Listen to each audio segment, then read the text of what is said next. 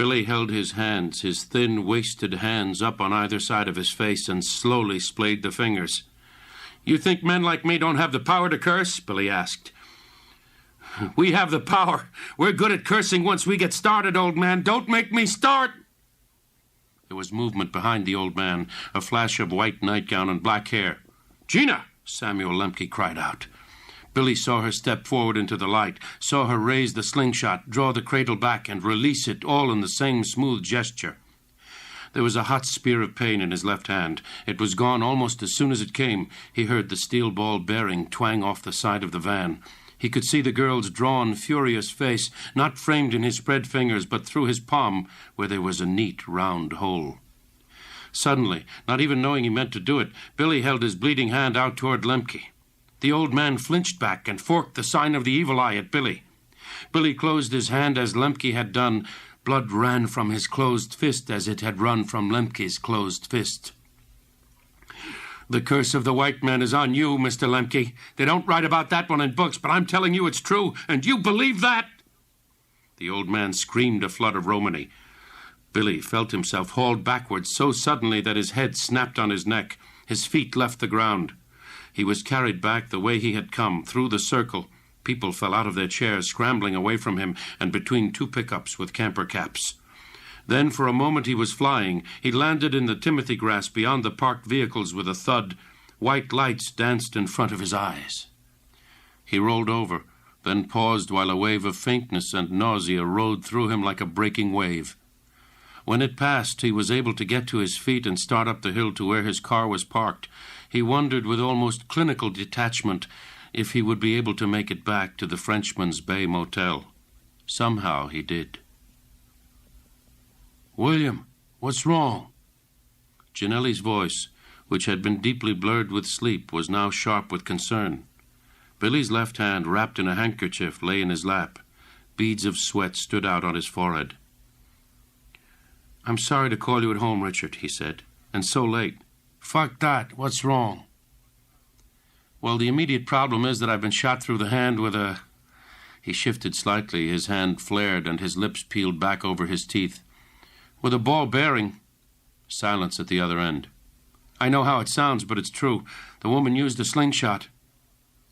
"Does this have to do with what you called me about before?" "Yes." "It was gypsies?" "Yes." "Yeah. Well, I promise you one thing. They don't fuck with you anymore after this." "Richard, I can't go to a doctor with this, and I'm really in a lot of pain." "Where are you?" Closing his eyes, he said, "I'm in Bar Harbor, Maine, the Frenchman's Bay Motel, Unit 37. "Just a second." Ginelli's voice moved away from the telephone again. Billy heard him speaking in a dim patter of Italian. He didn't open his eyes. At last, Ginelli came back on the line again. "My wife is making a couple of calls for me," he said. "You're waking up guys in Norwalk right now, paisan. I hope you're satisfied." "You're a gentleman, Richard," Billy said. The words came out in a guttural slur, and he had to clear his throat. He felt too cold. His lips were too dry, and he tried to wet them, but his tongue was dry too. "Hold on a second." Italian, soft and faint. Halleck closed his eyes again and listened to his hand broadcast pain. After a while, Ginelli came back on the phone. "A man is going to come by with some painkiller for you. He'll be there before daylight." "Richard, I don't know how to thank you," Billy said. Tears were running down his cheeks. He wiped at them absently with his right hand. Fander arrived shortly before 6 o'clock. He was a little man with prematurely white hair who carried a country doctor's bag. He gazed at Billy's scrawny, emaciated body for a long moment without speaking, and then carefully unwound the handkerchief from Billy's left hand. Billy had to put his other hand over his mouth to stifle a scream. "Raise it, please," Fander said, and Billy did. Fander took an otoscope from his bag and shone it through the wound. Then he turned it off. He took out disinfectant, gauze, and elastic bandage. "I'm going to pack the wound and then bandage it. The packing is going to hurt like hell, but believe me when I tell you that it's going to hurt a lot more in the long run if I leave it open." Billy said nothing. Fander began packing the wound. At that point, talk would have been impossible for Billy anyway. The pain broadcasting station in his hand jumped from 50,000 to 250,000 watts in one quick leap. He closed his eyes, clamped his teeth together, and waited. At last it was over. He sat with his throbbing, bandaged hand in his lap and watched Fander root in his bag once more. All other considerations aside, your radical emaciation makes for problems when it comes to dealing with your pain. You're going to feel quite a bit more discomfort than you'd feel if your weight was normal, I'm afraid. How much do you weigh, Mr. Halleck? 125? About that, Billy muttered. There was a scale in the bathroom, and he had stepped on it before going out to the gypsy camp. The needle had centered on 118. Fander nodded. I'm going to give you some fairly strong Emprin. You take one single tablet. If you're not dozing off in half an hour, and if your hand is still very, very painful, you can take another half. And you go on like that for the next 3 or 4 days. He snapped the bag shut and stood up. Get some potassium tablets as soon as possible and begin taking 2 every day. 1 when you get up, 1 when you go to bed. You'll find them at the drugstore in the vitamin section. Why? If you continue to lose weight, you will very soon begin to experience instances of heart arrhythmia. This sort of arrhythmia comes from radical potassium depletion in the body. Good day, Mr. Halleck. When he had gone, Bill took an Emprin tablet. In a little while it began to work. The pain abated slightly, and he fell asleep. William, someone called from the other side of the door. Are you in there? Open this up or I'm going to break it in. William! William! Okay, he tried to say, and no sound came out of his mouth. His lips had dried and gummed shut. Nevertheless, he felt an overwhelming sense of relief. It was Ginelli. Billy got to his feet, and the whole world wavered in and out of focus for a moment. He got his mouth open at last, his lips parting with a soft rip that he felt rather than heard. That's okay, he managed. That's okay, Richard. I'm here. I'm awake now. He went across the room and opened the door. Christ, William, I thought you were... Ginelli broke off and stared at him, his brown eyes widening and widening until Billy thought he's going to run. You can't look that way at anyone or anything and not take to your heels as soon as you get over the first shock of whatever it was. Then Ginelli kissed his right thumb, crossed himself, and said, You going to let me in, William? Ginelli had brought better medicine than Fander's. Chivas. He poured them each a stiff hooker. Happier days than these, he said. How's that? That's just fine, Billy said, and knocked the shot off in one big swallow. What'd he do to you? Ginelli asked. Did he poison your food? Billy began to laugh. It was the first good laugh in a long time. He sat down in his chair again and laughed until tears rolled down his cheeks. I love you, Richard, he said. Everyone else, including my wife, thinks I'm crazy. How much weight have you lost? His voice was calm, gentle even, but his eyes sparkled in an odd, clear way. Billy had never seen a man's eyes sparkle in quite that way. When this began, when I came out of the courthouse and the old man touched me, I weighed 250 pounds. This morning I weighed in at 116 just before lunch. That's what, 134 pounds? Jesus, Mary, and Joseph, the carpenter from Brooklyn Heights, Ginelli whispered. He touched you?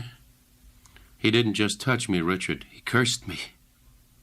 He waited for that sparkle to die out of Ginelli's eyes. He waited for Ginelli to glance at his watch, hop to his feet, and grab his briefcase. The sparkle didn't die, and Ginelli didn't get up. He crossed his legs, brought out a package of Camel cigarettes, and lit one. Tell me everything, he said. Billy Halleck told. When he was done, there were 4 Camel butts in the ashtray. A long silence spun out. It was uncomfortable, and Billy wanted to break it, but he didn't know how. He did this to you, Ginelli said at last. He waved a hand at Billy. Yes. I don't expect you to believe it, but yes, he did. I believe it, Ginelli said almost absently. The question is, William, what are we going to do about this geezer? I don't know. Ginelli paused to light another cigarette and then said through the smoke, I can hit him, you know. No, I don't want you to kill him or anyone else, Billy said. He's killing you. But never mind. You don't want me to hit him, I won't hit him. Probably not a good idea anyway. Might not end it. Billy nodded. This had occurred to him as well. Take it off me, he had told Lemke. If Lemke was dead, the curse might simply progress to its logical conclusion. The trouble is, Ginelli said reflectively, you can't take back a hit. No. He rubbed out his cigarette and stood up. I gotta think about this, William. It's a lot to think about. I'm gonna go out and I'm gonna walk around for a couple hours, Billy, and get my mind serene, think up some ideas. Also, I want to make some phone calls back to the city. About what? I'll tell you later. First, I want to do some thinking. You'll be okay? Yes. Lie down. You have no color in your face at all. All right. He did feel sleepy again, sleepy and totally worn out. Catch some Z's. I'll check you later. All right, okay to take your key? Sure. When he woke up, Gianelli was sitting in the chair across the room. He was drinking a can of beer. It was dark outside. There were 4 cans of a 6-pack sitting on top of an ice bucket on the TV, and Billy licked his lips. Can I have one of those? He croaked. Gianelli looked up. It's Rip Van Winkle, back from the dead. Sure you can. Here, let me open you one. He brought it to Billy, and Billy drank half of it without stopping. The beer was fine and cold. He had heaped the contents of the Emperor bottle in one of the ashtrays. Now he fished one out and washed it down with another swallow. How's the hand? Gianelli asked. Better. In a way, that was a lie, because his hand hurt very badly indeed. But in a way, it was the truth, too, because Gianelli was here, and that did more to make the pain less than the Emperor or even the shot of Chivas. What's in the shopping bag? Billy asked. The bag was sitting on the floor. Goodies, Gianelli said. What kind of goodies? For later, when I go out and visit your gypsy friends. His voice was amused and soothing, but that light in his eyes whirled and twirled. Billy realized suddenly that he really had cursed Tadeusz Lemke. The thing he had cursed him with was sitting across from him in a cheap leatherette motel chair and drinking a Miller Lite. And with equal parts amusement and horror, he realized something else as well. Perhaps Lemke knew how to lift his curse, but Billy hadn't the slightest idea of how to lift the curse of the white man from town. Gianelli was his friend. He was also a very large, very proficient hunting dog, which had just slipped its chain. What's in the bag? He persisted. Steaks, Gianelli said, and took one out. It was a porterhouse wrapped in clear plastic and marked with a Samson's label. Looks good, eh? I got 4 of them. What are they for? Let's keep things in order, Gianelli said. I left here, I walked downtown. I found a telephone booth, made a few calls. Oh, I almost forgot. That phone was in front of a drugstore, so I went in and got you these. He took a bottle of pills from his pocket and tossed it to Billy, who caught it with his good hand. They were potassium capsules. Billy took one with a swallow of beer. His head was starting to buzz gently now. So I got some people sniffing around after a couple of things, and then I went down by the harbor, Gianelli resumed. I looked at the boats for a while, then I walked back to the main drag and I made a few more calls, follow-up calls, you know. As you thought, your friend Penchley has changed sides. He's now working for your wife. Further, your wife and this doctor of yours sure did sign some papers on you. I wrote it down. He took a piece of paper out of his breast pocket. Committal in absentia. That sound right? Billy Halleck's mouth dropped open.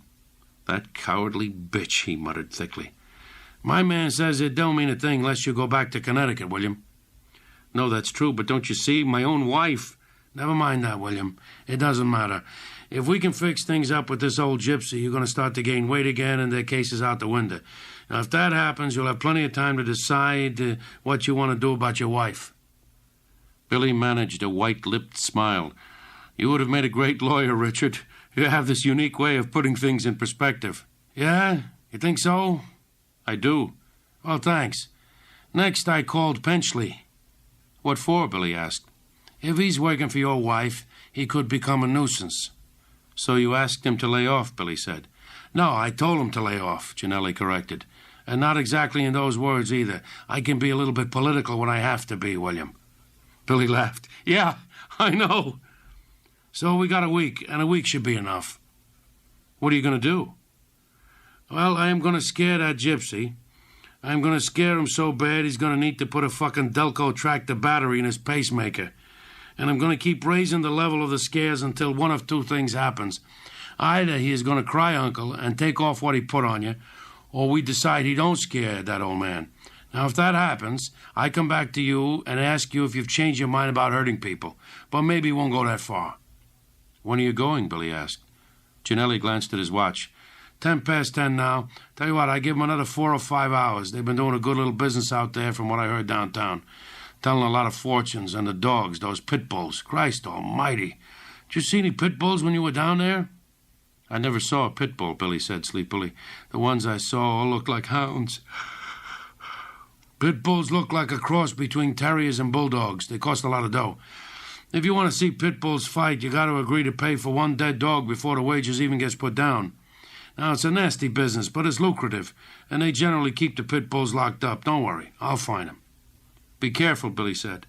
I'll be careful, Ginelli said. Billy fell asleep shortly after. When he woke up, it was 10 minutes until 4, and Ginelli was gone. He was seized with the certainty that Ginelli was dead. But Ginelli came in at 5:45, so fully alive that he seemed somehow too big for the place. His clothes, face, and hands were splattered with mud that reeked of sea salt. He was grinning. That crazy light danced in his eyes. William, he said, we're going to pack your things and move you out of Bar Harbor. Alarmed, Billy asked, what did you do? Take it easy, take it easy. Yes, but no time now. I can't talk and pack your stuff at the same time. Where? Billy almost wailed. Not far. I'll tell you on the way. Now let's get going. Yes, but I'll even leave $10 for the maid, okay? We'll take your car. I'll drive. Where's yours? Billy knew Ginelli had rented one. It's okay. I left it on a back road about 3 miles from here, and I walked. An hour later, Billy was sitting in front of the television in the living room of his suite in the Blue Moon Motor Court and Lodge in Northeast Harbor. They were less than 15 miles from Bar Harbor, but Ginelli seemed satisfied. Okay, Ginelli said. You rest up the hand, William. I'm going to be gone all day. You going back there? Not me, my friend. No, today I'm going to play with cars. Tonight'll be time enough for phase 2. Maybe I get time to look in on you, but don't count on it. Billy didn't see Richard Ginelli again until the following morning at 9, when he showed up driving a dark blue Chevy Nova. The paint was dull and spotted. There was a hairline crack in the passenger side window and a big dent in the trunk. This time Billy greeted Ginelli shakily, trying not to weep with relief. He seemed to be losing all control of his emotions as he lost weight. And this morning, as the sun came up, he had felt the first unsteady racings of his heart. He had gasped for breath and pounded at his chest with one closed fist. The beat had finally smoothed out again, but that had been it, the first instance of arrhythmia. I thought you were dead, he told Ginelli as he came in. You keep saying that, and I keep turning up. I wish you would relax about me, William. I can take care of myself. I'm a big boy. What's going on? Billy asked. I'll tell you later. Now? No. Why not? 2 reasons, Ginelli said patiently. First, because you might ask me to back off. Second, because I haven't been this tired in about 12 years. So I'm going to have to go in there to the bedroom and crash out for 8 hours. Then I'm going to go back out and I'm going to shoot the moon. Suppose I did ask you to back off, Billy asked quietly. Would you do it, Richard? I couldn't now, Ginelli said calmly. Because it's personal, right? Billy asked him. Yeah, Ginelli replied. Now it's personal. He went into the bedroom, took off his shirt and pants, and lay down. He was asleep on top of the coverlet 5 minutes later. At midday, while Ginelli was still sleeping deeply in the other room, Billy had another episode of arrhythmia. Shortly after, he dozed off and had a dream. In this dream, he and Heidi were sitting in the breakfast nook of the Fairview house. Between them was a pie. She cut a large piece and gave it to Billy. It was an apple pie. This will fatten you up, she said. I don't want to be fat, he replied. I've decided I like being thin. You eat it. He sat watching as she ate, and with every bite she took, his feelings of terror and dirty joy grew. Ginelli got up at 6 in the evening, showered, pulled on his jeans and a dark turtleneck sweater. Okay, he said. I'll see you tomorrow morning, Billy. Then we'll know. Billy asked again what Ginelli meant to do, what had happened so far, and once again Ginelli refused to tell him. Tomorrow, he said. This time it was noon before Ginelli returned. There was a deep cut across his forehead and along his right arm. There, the turtleneck sweater's sleeve hung in 2 flaps. Are you going to tell me now what the hell you've been doing? Yes. I'm going to tell you everything just as soon as I get out of the shower and bandage myself up. You're going to meet with him tonight, Billy. Now that's the important thing. A stab of mingled fear and excitement poked at his belly like a shard of glass. Him? Lemke? Him, Ginelli agreed. Now let me get a shower, William. I must not be as young as I thought. All this excitement has got my ass dragging. He called back over his shoulder. And order some coffee, eh? Lots of coffee. Ginelli sat up straight, brushed the hair off his forehead, and began to talk. At 3 o'clock on Tuesday morning, Ginelli had parked on a woods road which branched off from Route 37A near the gypsies' camp. He fiddled with the stakes for a while and then walked back to the highway carrying the shopping bag. He cut through a couple of fields and a thin copse of woods, splashed through one boggy place that smelled, he said, like 20 pounds of shit in a 10-pound bag. When he reached the gypsy camp, he moved slowly along the backs of the parked vehicles. 3/4 of the way around the circle, he spotted a camper with a small rear window that had been covered with wire mesh instead of glass. He peered in and saw nothing at all. The back of the camper was completely bare. It was what he was looking for. It smelled of dog, William, Ginelli said. Then I looked the other way and risked a quick poke on the penlight I brought. The hay grass was all broken down in a path going away from the back of that camper. Now, you didn't have to be Daniel Boone to see it. They took the pit bulls out of the rolling kennel and stashed them somewhere else so that the local dog warden or Humane Society babe wouldn't find them if someone blabbed. Only they left a path even a city boy could pick up with one quick poke of his flashlight. Ginelli followed the path over a knoll and to the edge of another small wooded area. Less than 20 feet into the woods, he had found a rough corral in a clearing. It was no more than a circle of thick branches driven into the ground and then laced up with barbed wire. Inside were 7 pit bulls. 5 were asleep. The other 2 were looking dopily at Ginelli. They looked dopey because they were dopey. I thought they'd be stoned, although it wasn't safe to count on it. Once you train dogs to fight, they become a pain in the ass. They will fight with each other and wreck your investment unless you're careful. Either put them in separate cages between fights or you dope them. Dope is cheaper. Ginelli opened his shopping bag and took out the stakes. After parking on the woods road, he had taken them out of their store shrink wrap and ejected a hypo into each, a mixture of Mexican brown heroin and strychnine. Now he waved them in the air and watched the sleeping dogs come slowly to life. One of them uttered a thick bark that sounded like the snore of a man with serious nasal problems. "Shut up or no dinner," Ginelli said mildly. Ginelli tossed one of the stakes into the enclosure, a second, a third, and the last.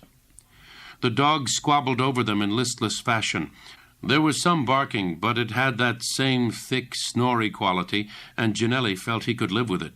Besides, anyone coming from the camp to check on the makeshift kennel would be carrying a flashlight, and he would have plenty of time to fade back into the woods. But no one had come.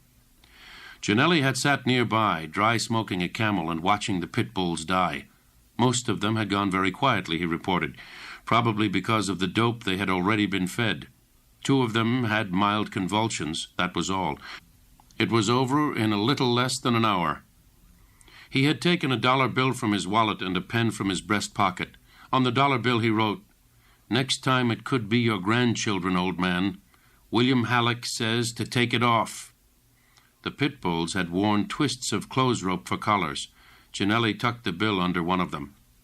Coming back, he said, he had gotten lost for a while. Finally, however, he had seen farmhouse lights and gotten himself orientated. He found the woods road, got into his car, and started back towards Bar Harbor. He was halfway there, he said, when the car started to worry him. "I decided I wanted to ditch it," Ginelli said. "I didn't want to take even a little chance that one of them might have had insomnia, been walking around and seen it. I didn't want them to know what I was driving." So he had parked the car on another deserted side road, pulling the distributor cap, and had walked the 3 miles back into town. When he got there, dawn was breaking. After leaving Billy in his new Northeast Harbor quarters, Ginelli had cabbed back toward Bar Harbor, telling the driver to go slow because he was looking for something. "What is it?" the driver asked. "Maybe I know where it is." "That's all right," Ginelli replied. "I'll know it when I see it." And so he had. About 2 miles out of Northeast Harbor, he had seen a Nova with a for sale sign in the windshield, sitting beside a small farmhouse. He had made a cash deal on the spot. He had driven back toward Bar Harbor, skirting the town itself and heading out along 37A toward the gypsy camp. He drove by the encampment, saw signs of activity, turned around about a mile up the road and cruised back. They were moving out. After the pit bulls, I wasn't surprised, he said to Billy. I headed back toward Bar Harbor and pulled into a gas station. Ginelli had called a business associate in New York and had arranged to meet him at the Bar Harbor airport that evening at 5 o'clock. Then he had driven back to Bar Harbor. He parked the Nova in a public lot and walked around town for a while looking for the man. "What man?" Billy asked. "The man," Ginelli repeated patiently, as if speaking to an idiot. "This guy, William. You always know him when you see him. He looks like all the other summer dudes, but he's not the same as they are, and there are two quick ways to find out. You look at his shoes, and that's one. This guy's shoes are bad shoes. They are shine, but they're bad shoes. They have no class. Then you look at his eyes. That's number two. His eye says, where's the next meal coming from? Where's the next joint coming from? Where's the guy I wanted to connect with when I came here? You dig me?" "Yes, I think I do." The fellow Ginelli picked out was Frank Spurton. He said he was an undergraduate at the University of Colorado on vacation, but to Ginelli he had looked to be about 25, a pretty old undergrad. Not that it mattered. Ginelli wanted him to go out to the woods road where he had left the rental Ford and then follow the gypsies when they took off. Spurton was to call the Bar Harbor Motor Inn when he was sure they had alighted for the night. Ginelli didn't think they would go too far. The name Spurton was to ask for when he called the motel was John Tree. Spurton wrote it down. Money changed hands. The ignition keys and the distributor cap for the Ford also changed hands. "Did you give him a ride out there?" Billy asked. "For the money I was paying him, William, he could thumb." Ginelli drove back to the Bar Harbor Motor Inn and registered under the John Tree name. Ginelli went to the room, set the alarm clock on the night table for 4:30, and dozed until it went off. Then he got up and went to the airport. At 10 minutes past 5, a small private plane landed. The business associate deplaned, and packages, a large one and 3 small ones, were unloaded from the plane's cargo bay. Ginelli and the business associate loaded the larger package into the Nova's back seat and the small packages into the trunk. Then the business associate went back to the plane. Ginelli returned to the motel where he slept until 8 o'clock when the phone woke him. It was Frank Spurton. He was calling from a Texaco station in the town of Bankerton, 40 miles northwest of Bar Harbor. Around 7, Spurton said, the gypsy caravan had turned into a field just outside of town. Spurton had sounded uneasy, jumpy. "He thought they had made him," Ginelli said. "He was loafing way back, and that was a mistake. Some of them turned off for gas or something. He didn't see him. He's doing about 40, just goofing along. All of a sudden, 2 old station wagons and a camper pass him. Bang, boom, bang. That's the first that he knows, that he's in the middle of a wagon train instead of behind it. He looks out his side window as a camper goes by, and he sees this old guy with no nose in the passenger seat staring at him." "Jesus," Billy said. "You really think they recognized the car? That they looked around after they found the dogs and saw it on that road where you left it?" "I know they did," Ginelli said grimly.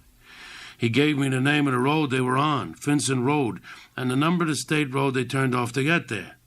Then he asked me to leave the rest of his money in an envelope with his name on it in the motel safe. I want a boogie, is what he said, and I didn't blame him much." Ginelli left the motel in the Nova at 8:15. He passed the town line marker between Bucksport and Bankerton at 9:30. 10 minutes later, he passed the Texaco station that was closed for the night. There were a bunch of cars parked in a dirt lot to one side of it, some waiting for repair, some for sale. At the end of the row, he saw the rental Ford. "Spurton was in the car," Ginelli said. "Behind the wheel, dead. Hole in his forehead, just above the right eye. Not much blood. Might have been a .45, but I don't think so. No blood on the seat behind him. Whatever killed him didn't go all the way through. A .45 slug could have gone through and left a hole in the back the size of a Campbell's soup can. Now, I think somebody shot him with a ball bearing and a slingshot, just like that girl shot you. Maybe it was her that did it." Ginelli paused, ruminating. "There was a dead chicken in his lap, cut open. One word written on Spurton's forehead in blood." "What word?" Billy asked, but he knew it before Ginelli said it. "Never." "Christ," Billy said. Ginelli returned to the Nova, which he had left a little way up the road. In the dusk, he backed quietly down the deserted road without turning on his lights and parked alongside the Ford. He transferred Spurton's body to the trunk of the Nova, curling it round the trio of small boxes his business associate had delivered.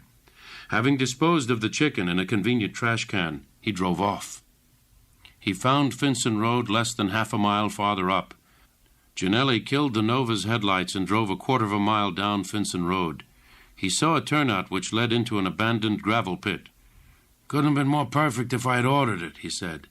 He opened the trunk, removed Spurton's body, and poured loose gravel over it. The body buried, he went back to the Nova, took 2 bennies, and then unwrapped the big package which had been in the back seat. World Book Encyclopedia was stamped on the box.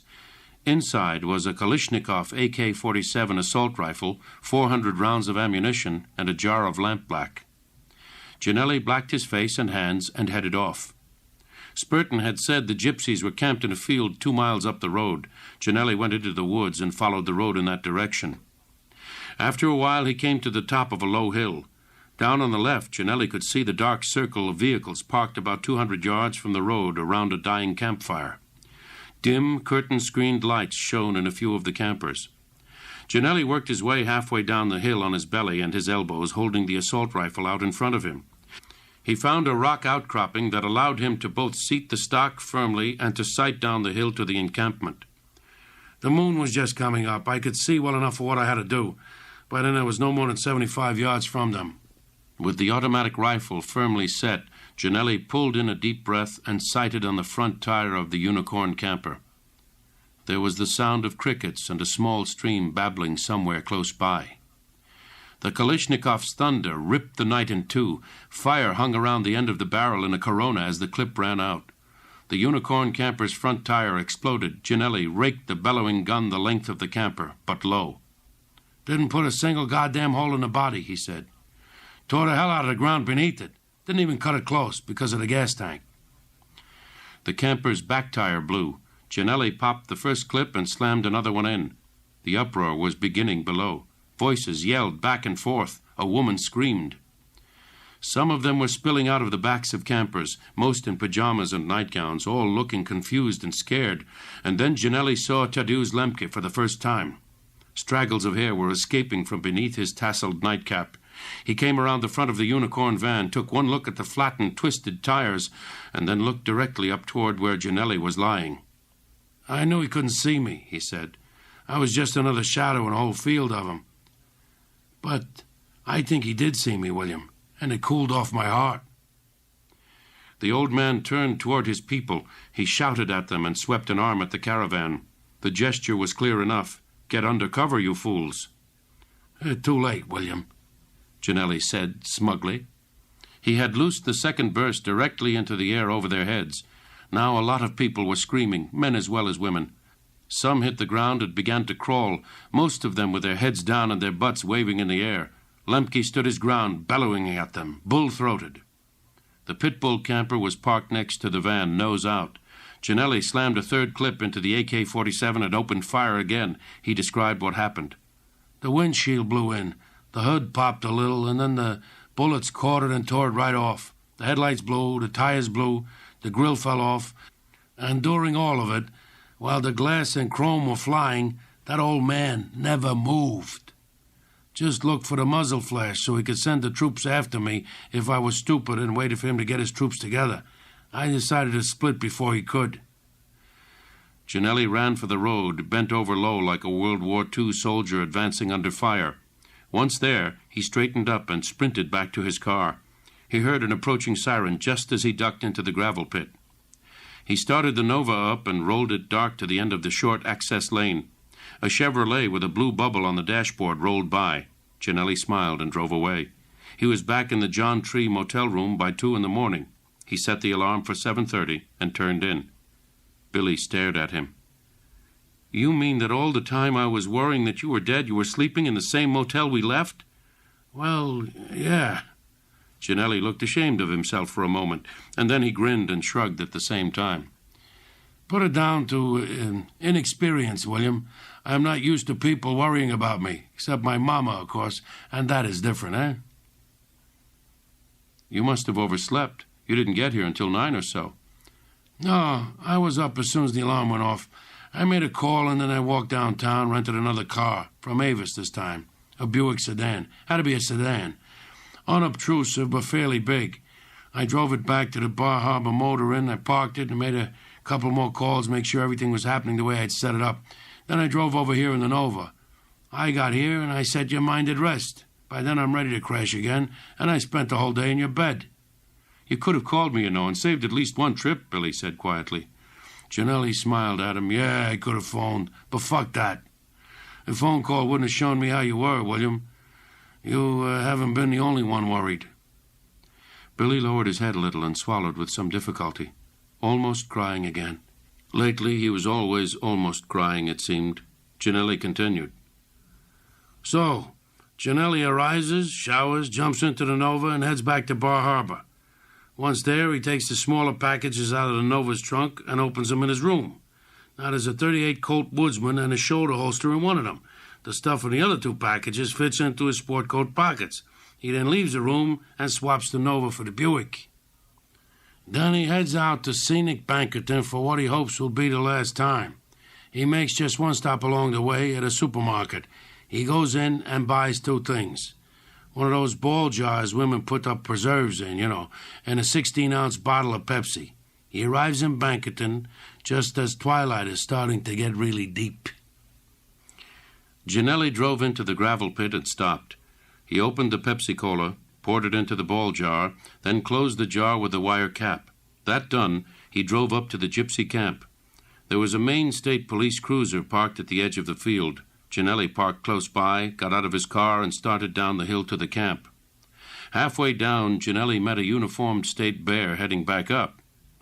You don't have any business here, sir, the bear said. You'll have to move along. I convinced him that I did have a spot of business there, Janelli told Billy, grinning. How did you do that? I showed him this. Janelli reached into his back pocket and tossed Billy a leather folder. He opened it. It was a laminated FBI identification card with Janelli's picture on it. In the photo, Janelli looked 5 years younger. His hair was very short, almost brush-cut. The card identified him as Special Agent Ellis Stoner. The Buick sedan, Billy speculated, to go with your new image? Correct, Janelli agreed with a smile. Janelli crossed the inner circle and knocked on the door of one of the campers at random. It was opened by a middle-aged woman with frightened, distrustful eyes. Whatever you want, we haven't got it for you, she said. We've got troubles here. We're closed. Sorry. Janelli flashed his card. Special Agent Stoner, ma'am, FBI. She was pushed aside by her husband, who told her to shut up. Special Agent Stoner, Janelli began again. Yeah, I heard what you said. He worked his way out. Janelli guessed he was 45, but he looked older. Could I have your name, please? Janelli asked. The man looked at him sullenly for a moment and then said, My name's Heilig, Trey Heilig. He put Trey Heilig through an account of what had happened the night before and made notes in a notebook, which he snapped shut when the story ended. Thank you very much, Mr. Heilig. You've been a great help. Telling the tale seemed to have mollified the man. Well, that's okay. I've got to talk to two more people if you can direct me, Janelli said, and looked at a blank page in his notebook. Mr. Tadeusz Lemke and Mrs. Angelina Lemke. Tadeusz is asleep in there, Heilig said, and pointed at the unicorn camper. I think Gina's in her camper over there. She ain't a missus, though. Janelli walked across the circle to the girl's camper. He knocked on the door. There was no immediate answer. He was raising his hand to knock again when it was opened. William had said she was lovely, but he was not prepared for the depth of her loveliness. The dark, direct eyes with corneas so white they were faintly bluish, the clean olive skin that glowed faintly pink deep down. Yes? Special Agent Ellis Stoner, Miss Lemke, he said, and immediately that clear, lucent quality left her eyes. It was as if a shutter had fallen over them. FBI. Yes, she repeated. We're investigating that shooting incident that took place here last night. You and half the world, she said. We've reason to believe that a man named William Halleck may have been behind it, Janelli said. Does that name mean anything to you? That pig, she spat. In my car I have a number of pictures of a man we believe to be Halleck. Halleck, she said. That pig killed my grandmother, but he won't bother us long. She bit her lip and stopped the words. Janelli affected not to notice. I'd like you to come to my car and identify Halleck positively, if you can. Fine.